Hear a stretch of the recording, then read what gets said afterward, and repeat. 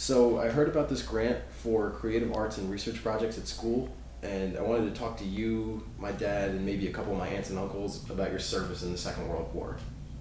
I also wanted to get some more information about that letter you sent me when I was a little kid. It was very brief, and I was wondering if you could tell me a little bit more about your story. Do I have to keep it clean? Not if you don't want to. The following is the beginning of that letter, which neither of us have read in 16 years. Friday, July 19th, 1996. Dear Graham, I'm very sorry that I forgot to send you the pictures of when I was a soldier. I thank you for reminding me. Well, the thing that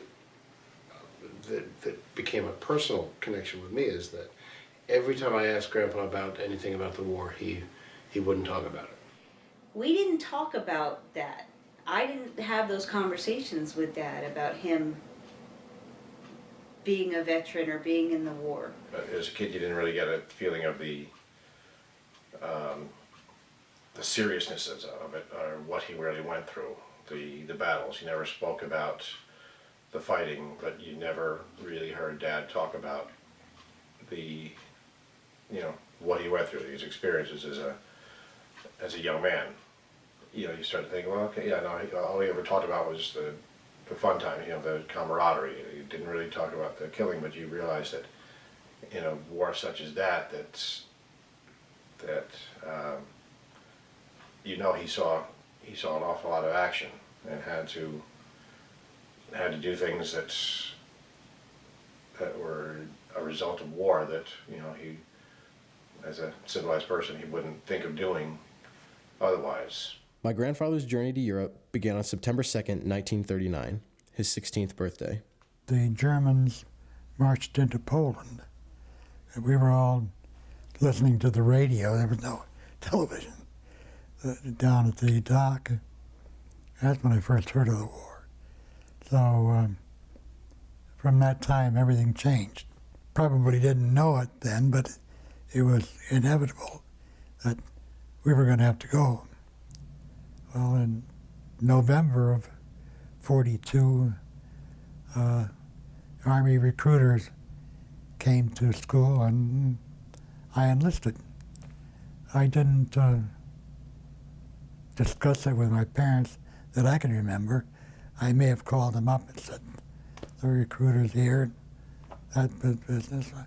After all, my father had been a soldier. My uncle had been killed in World War I. So I enlisted, and I didn't want to be drafted. If drafted, you didn't know what's going to happen to you. I figured it was a stigma. I didn't want to be called a slacker, or sometimes that people were branding individuals that, here I'm only, 1942, I'm 19. Everybody, these people are being drafted, and I'm in school. So it was just I was patriotic. And I did my basic training there in Camp Callan, which was just a little bit north of San Diego. We were very close, especially Battery C, where we were. We weren't so hot on parade grounds, things like that, but we would win more firing contests, things like that. We had a very athletic battery. The physical part was tough. You did a lot of what they do now, running, climbing, various firing practices where you crawl under fire. And one of the things, you you go in the army in basic training, and you're taught to kill. That's the first thing. The idea is you're going to take a life.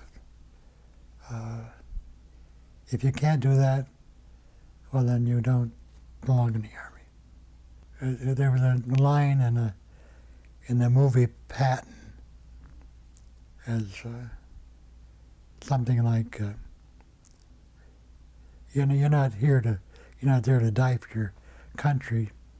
You're here to make that other son of a bitch die for his country. So that's the way it is. You're taught to shoot. You're taught to kill. So if you can't do that, and there were guys that couldn't do that.